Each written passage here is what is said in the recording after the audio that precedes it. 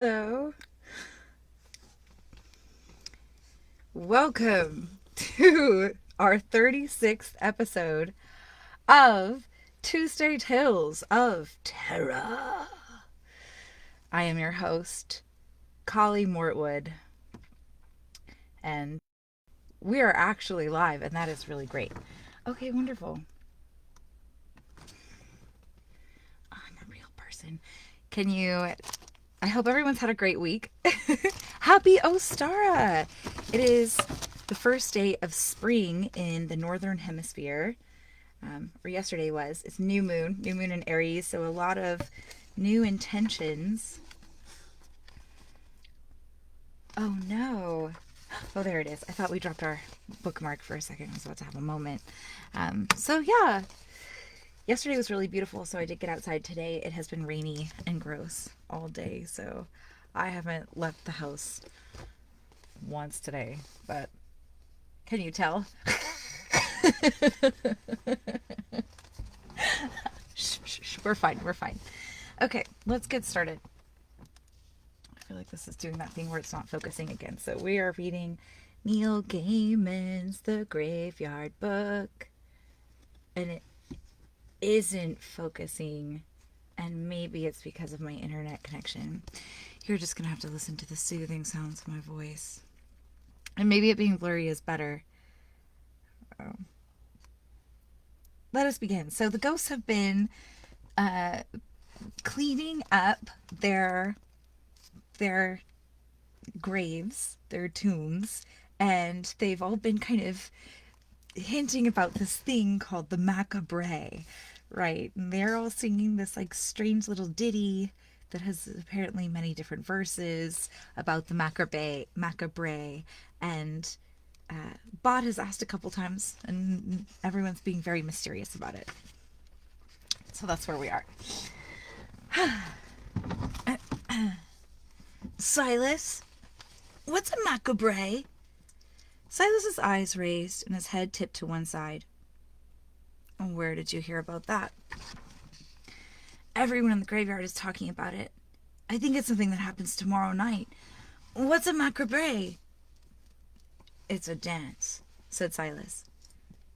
All must dance the macabre, said Bod, remembering. Have you danced it? What kind of dance is it? His guardian looked at him with eyes like black pools and said, I do not know. I know many things, Bod, for I have been walking this earth at night for a very long time. But I do not know what it is like to dance the macabre.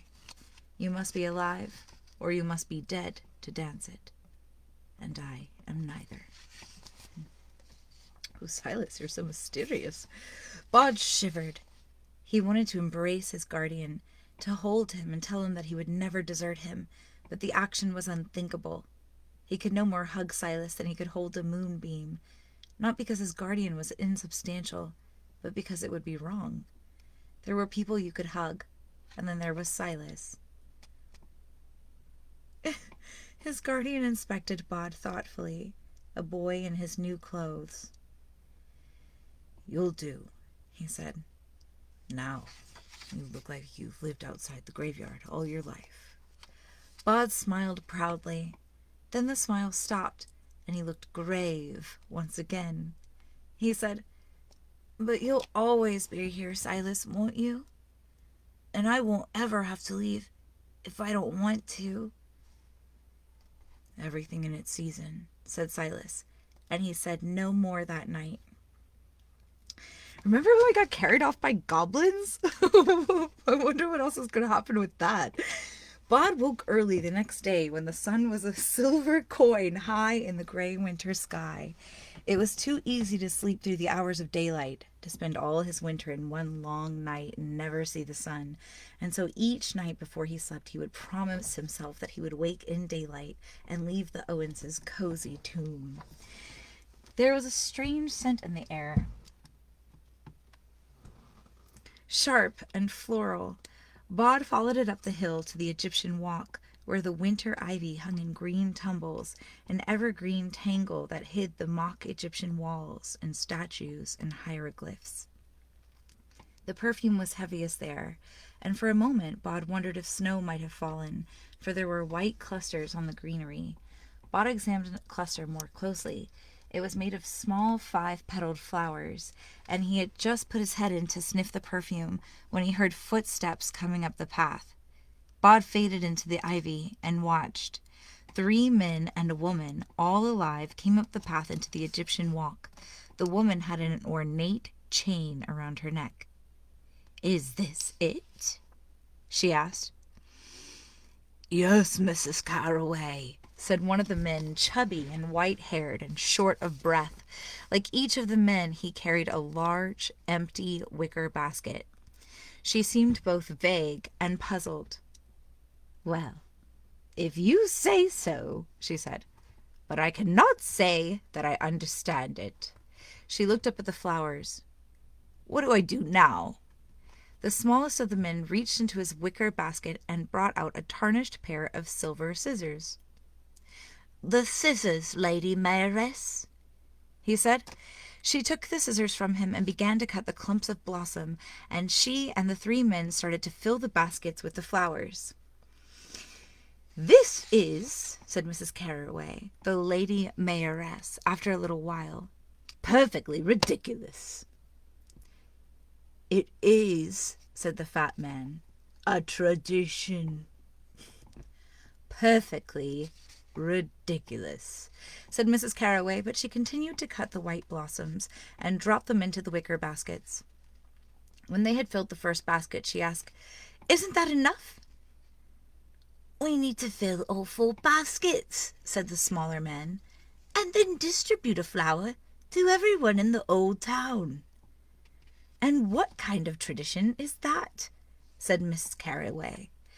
"I asked the Lord Mayor before me, and he said he'd never heard of it."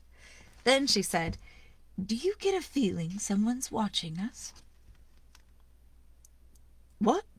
said the 3rd man, who had not spoken until now.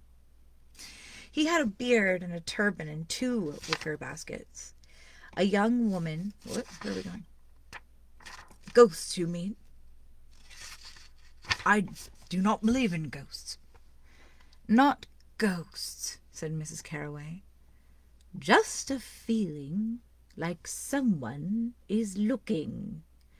Bod felt the urge to push further back into the ivy. "It's not surprising that the previous Lord Mayor did not know about this tradition," said the chubby man, whose basket was almost full. "It's the first time the winter blossoms have bloomed in 80 years. The man with the beard and the turban, who did not believe in ghosts, was looking around him nervously. "Everyone in Old Town gets a flower," said the small man. "Man, woman, and child." Then he said slowly, as if he were trying to remember something he had learned a very long time ago, "One to leave and one to stay, and all to dance the macabre." Mrs. Carraway sniffed. "Stuff and nonsense," she said, and kept on snipping the blossoms. Dusk fell early in the afternoon, and it was night by 4:30. This is real. I lived in England, and in winter, this is real. The sun would set at probably 4:30 and wouldn't rise until pretty late in the morning. Yeah. Anyway, in the summer, it was the complete opposite. It would rise at 4 in the morning. I'm going to try wiping the camera one more time.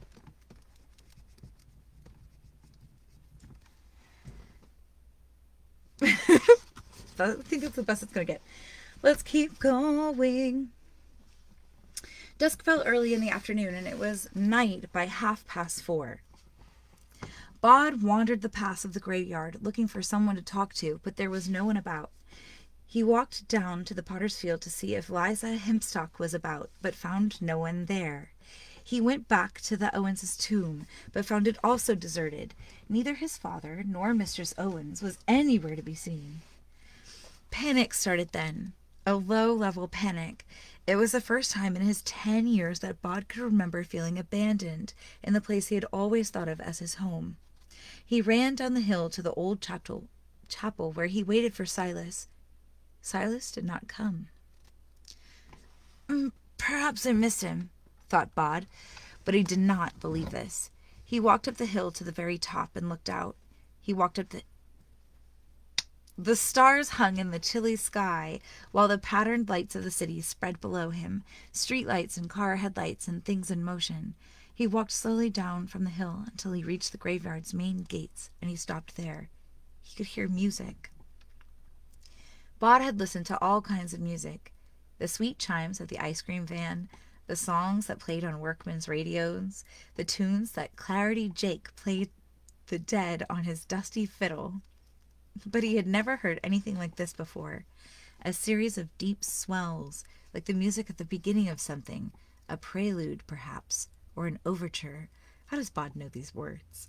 He slipped through the locked gates, walked down the hill, and into the old town. He passed the Lady Mayoress, standing on a corner, and as he watched, she reached out and pinned a little white flower to the lapel of a passing businessman. "I don't make personal charitable donations," said the man. "I leave that to the office." "It's not for charity," said Mrs. Carraway. "It's a local tradition." "Ah," he said, and he pushed his chest out, displaying the little white flower to the world, and walked off, proud as Punch. A young woman pushing a baby buggy was the next to go past. "What's it for?" she asked suspiciously as the mayoress approached her. "One for you, one for the little one," said the mayoress. She pinned the flower to the young woman's winter coat. She stuck the flower for the baby to its coat with tape. "But what's it for?" asked the young woman. "It's an old town thing," said the lady mayoress vaguely. "Some sort of tradition." Bod walked on. Everywhere he went, he saw people wearing the white flowers. On the other street corners, he passed the men who had been with the lady mayoress, each man with a basket, handing out the white flowers. Not everyone took a flower, but most people did. The music was still playing somewhere at the edge of perception, solemn and strange. Bod cocked his head to one side, trying to locate where it was coming from, without success. It was in the air and all around. It was playing in the flapping of flags and awnings, in the rumble of distant traffic, the click of heels on the dry paving stones. And there was an oddness, thought Bod, as he watched the people heading home. They were walking in time to the music.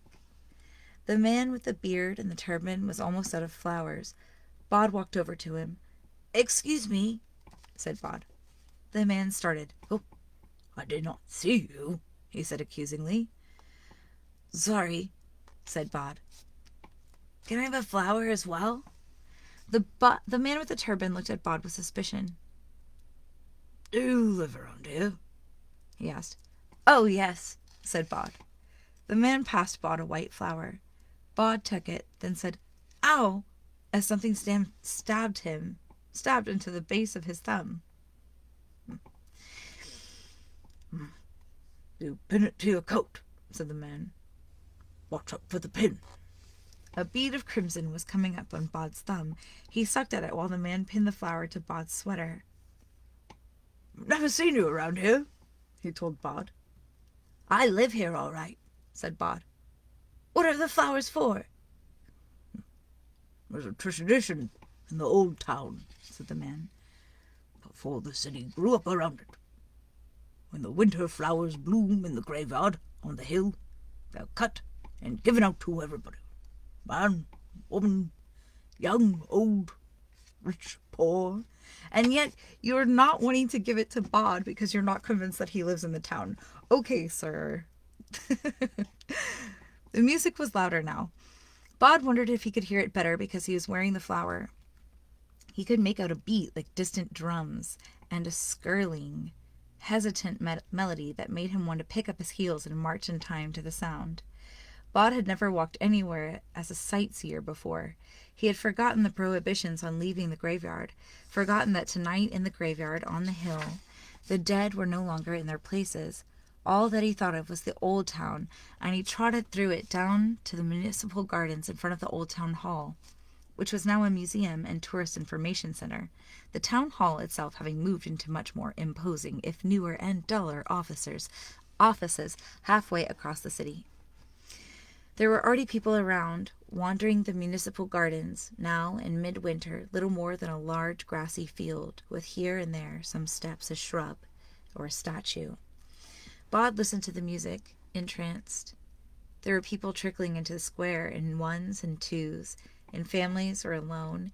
He had never seen so many living people at one time.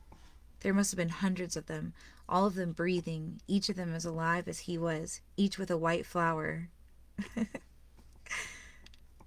Is this what living people do? Thought Bod. But he knew that it was not, that this, whatever it was special.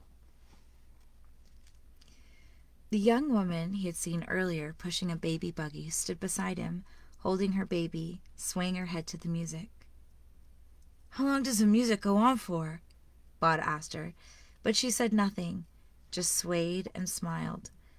Bod did not think she smiled much normally, and only when he was certain that she had not heard him, that he had faded or was simply not someone she cared enough about to listen to, she said,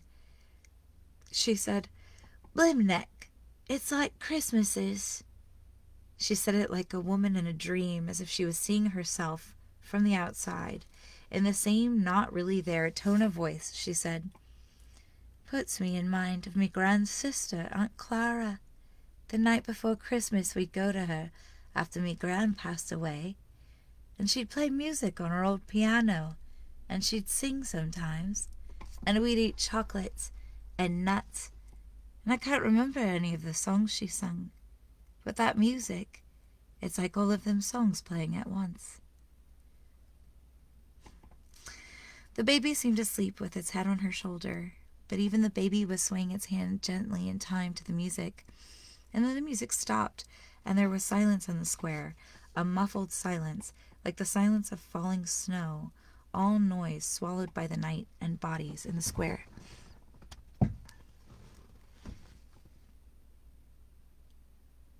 But where was I? Why am I like this? Scarcely even breathing. A muffled silence, like the silence of falling snow. Oh, because I stopped right in the middle of a sentence, you silly goose. No one stamping or shuffling, scarcely even breathing. Let's read that again, because I fumbled it. Fumble fuck. And then the music stopped, and there was silence in the square, a muffled silence, like the silence of falling snow, all noise swallowed by the night, and the bodies in the square.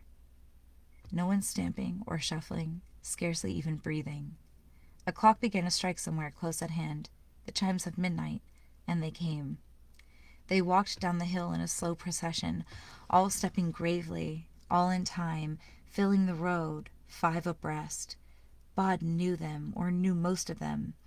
In the first row he recognized Mother Slaughter, and Josiah Worthington, and the old earl who had been wounded in the Crusades, and came home to die, and Dr. Trefusis, all of them looking solemn and important. There were gasps from the people in the square. Someone began to cry, saying, Lord have mercy, it's a judgment on us, that's what it is. Most of the people simply stared, as unsurprised as they would have been, as if this had happened in a dream. The dead walked on row, until they reached the square. Josiah Worthington walked up the steps until he reached Mrs. Carroway, the lady mayoress. He extended his arm and said, loud enough that the whole square could hear him, Gracious lady, this I pray, join me in the macabre. Mrs. Carroway hesitated. She glanced up at the man beside her for guidance. He wore a robe and pajamas and slippers, and he had a white flower pinned to the lapel of his robe. He smiled and nodded to Mrs. Carroway. Of course, Mrs. Carroway said. She reached out a hand. As her fingers touched Josiah Worthington's, the music began once more.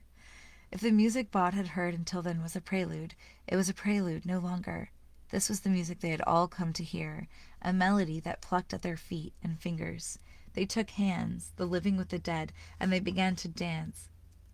Bod saw Mother Slaughter dancing with the man in the turban, while the businessman was dancing with Louisa Bartleby. Mistress Owens smiled at Bod as she took the hand of the old newspaper seller, and Mr. Owens reached out and took the hand of a small girl without condescension, and she took his hand as if she had been waiting to dance with him her whole life. Then Bod stopped looking because someone's hand closed around his, and the dance began. Liza Hempstock grinned at him. "This is fine," she said, as they began to tread the steps of the dance together. Then she sang to the tune of the dance. "Step and turn and walk and stay, now we dance the macabre." The music filled Bod's head and chest with a fierce joy, and his feet moved as if they knew the steps already and had known them forever. He danced with Liza Hempstock, and then, when that measure ended, he found his hand taken by Fortinbras Bartleby, and he danced with Fortinbras, stepping past lines of dancers, lines that parted as they came through. Bod saw Ebenezer Bulger dancing with Miss Burrows, his old former teacher.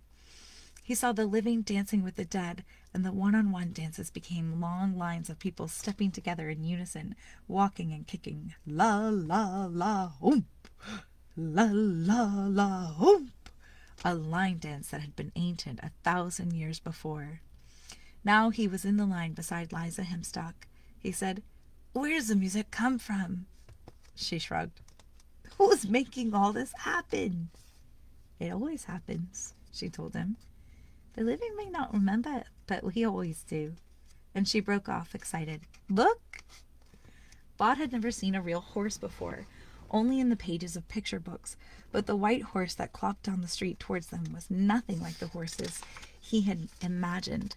It was bigger by far, with a long, serious face. There was a woman riding on the horse's bare back, wearing a long gray dress that hung and gleamed beneath the December moon like cobwebs in the dew. She reached the square, and the horse stopped, and the woman in gray slipped off it easily and stood on the earth, facing them all, the living and the dead of them. She curtsied. And as one, they bowed or curtsied in return, and the dance began anew. "Now the lady on the gray leads us in the macabre," sang Liza Hempstock before the whirl of the dance took her off and away from Bod. They stomped to the music, and stepped and spun and kicked, and the lady danced with them, stepping and spinning and kicking with enthusiasm. Even the white horse swayed its head and stepped and shifted to the music. The dance sped up, and the dancers with it. Bod was breathless, but he could not imagine the dance ever stopping. The macabre, the dance of the living and the dead, the dance with death. Bod was smiling, and everyone was smiling.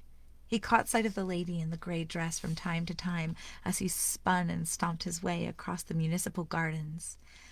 "Everyone," thought Bod, "everyone is dancing." He thought it, and as soon as he thought it, he realized that he was mistaken. In the shadows by the old town hall, a man was standing, dressed all in black. He was not dancing. He was watching them.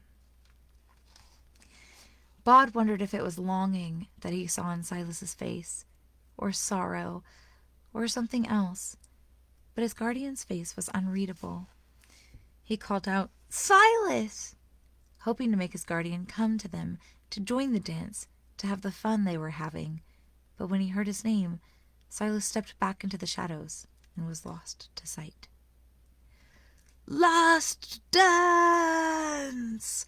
someone called, and the music skirled up into something stately and slow and final. Each of the dancers took a partner, the living with the dead, each to each. Bod reached out his hand and found himself touching fingers with and gazing into the gray eyes of the lady in the cobweb dress. She smiled at him.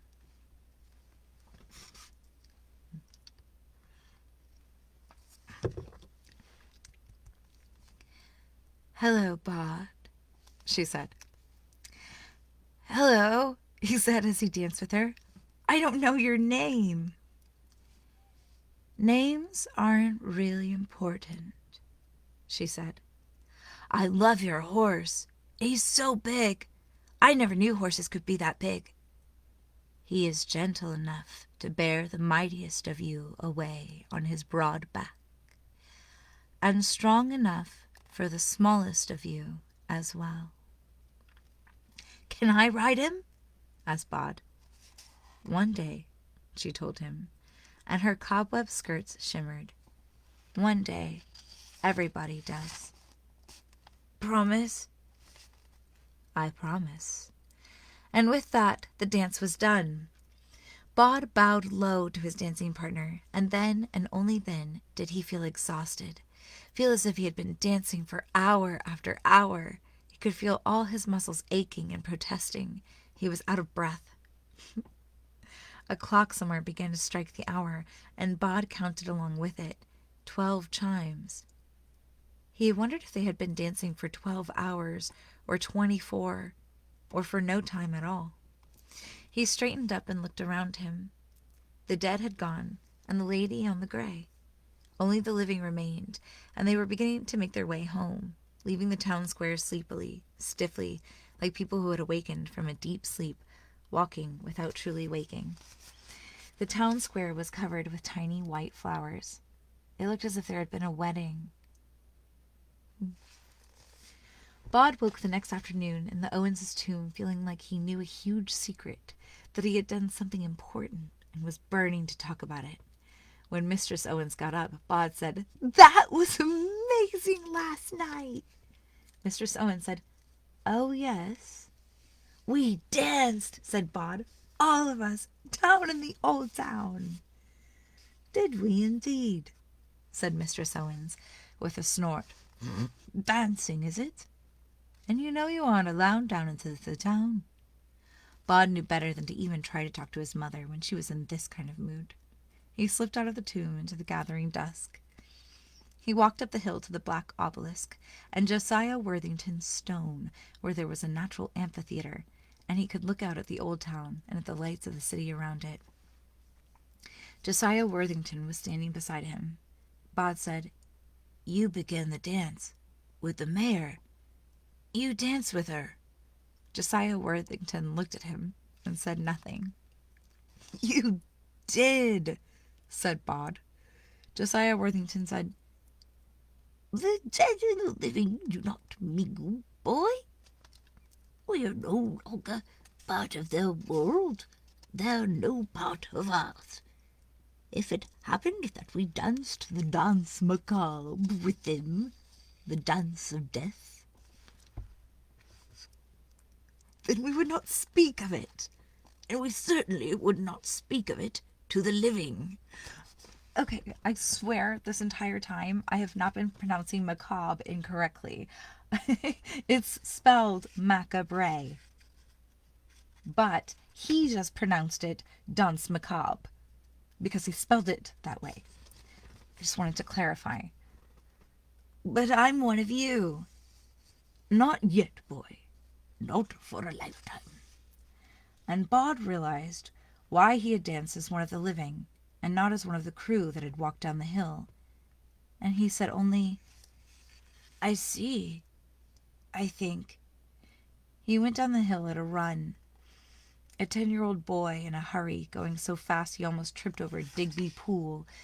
1785 to 1860, as I am, so shall you be. Righting himself by effort of will, and charged down to the old chapel, scared he would miss Silas, that his guardian would already be gone by the time Bod got there. Bod sat down on the bench. There was a movement beside him. Where are we? 29. Oh, we're almost there. We're just going to finish. Perfect. Perfect! There was a movement beside him, and although he heard nothing move, and his guardian said, "Good evening, Bod." "You were there last night," said Bod. "Don't try and say you weren't there or something, because I know you were." "Yes," said Silas. "I danced with her, with the lady on the white horse." "Did you?" "You saw it. You watched us, the living and the dead. We were dancing. Why won't anyone talk about it?" "Because there are mysteries. Because there are things that people are forbidden to speak about. Because there are things they do not remember." "But you're speaking about it right now. We're talking about the macabre." See, that's spelled it. He spelled it macabre, I swear. "I have not danced it, said Silas. You saw it, though. Silas said only, I don't know what I saw. I danced with the ladies, Silas, exclaimed Bod. His guardian looked almost heartbroken then, and Bod found himself scared, like a child who is woken by a sleeping panther. But all Silas said was, this conversation is at an end. Bod might have said something. There were 100 things he wanted to say, unwise though it might have been to say them, when something distracted his attention, a rustling noise, soft and gentle, and a cold feather touch as something brushed his face. All thoughts of dancing were forgotten then, and his fear was replaced with delight and with awe. It was the 3rd time in his life that he had seen it. Look, Silas! It's snowing! He said, joy filling his chest and his head, leaving no room for anything else. It's really snow! And that is where we shall end this evening.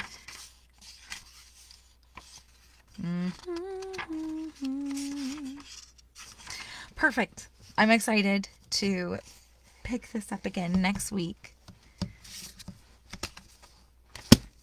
Thank you for being here. I love having you. If you are watching this on Facebook and you would like to catch up on the other ones or watch a different episode, I have a YouTube, and I am now including the links to the YouTube in the description, the comment description. If you're watching this on YouTube, please subscribe and like. I don't know. It matters. Like, it kind of matters.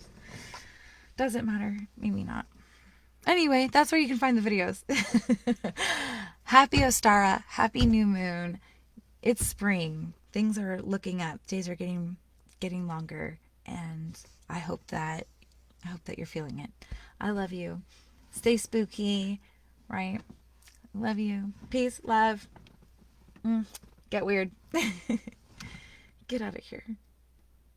End this immediately.